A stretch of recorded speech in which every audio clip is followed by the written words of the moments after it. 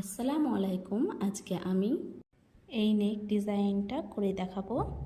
তো প্রথমে আমি একটা পেস্টিং নিয়ে নিয়েছি, এটা হচ্ছে পেপার পেস্টিং। আমি প্রথমে পিন আপটা করে নেব, তারপরে সুন্দর করে সমান করে কাটিং করে নিচ্ছি।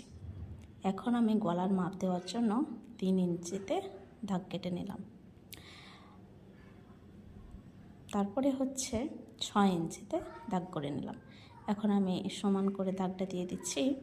এখন আমি 11 ইঞ্চিতে দাগটা দিয়ে দিচ্ছি। তারপরে এই সমান করে দাগটা নিয়ে এক এক করে দাগ দিয়ে সমান করে দাগ দিয়ে তারপর নিচে 1 ইঞ্চি দাগ দিয়ে সুন্দর করে দাগটা কেটে নিয়ে গলার শেপ দিয়ে দিচ্ছি।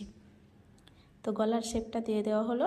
এখন আমি আবার পিন আপটা করে নিচ্ছি যাতে কাটিং করার সময় তো সরে না যায়। তো আবারও 1 ইঞ্চি করে এটা শেপ দিয়ে নিলাম এবং এটাকে কাটিং করে নিচ্ছি। কাটিং করা হয়ে গেল। এখন গলার শেপটা আরও ভালো করে কাটিং করে নিলাম। এখন 200 পরিমাণ নিচের দিকটা কেটে নেব। কাটা হয়ে গেল। এখন পিনগুলো খুলে নিয়ে শেপটা দেখাচ্ছি।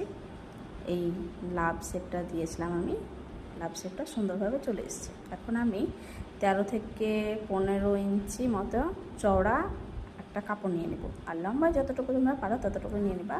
তারপরে সমান সমান করে মাঝ বরাবর একটা দাগ দিয়ে নিলাম।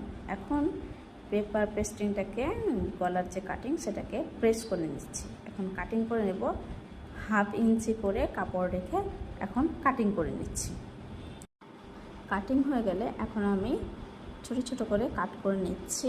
ওখানে দোমড়ানোটা সুবিধা হবে তার জন্য কাটিং করে নিলাম। এখন আমি একটু একটু করে জল দিয়ে আমি প্রেস করে নিচ্ছি।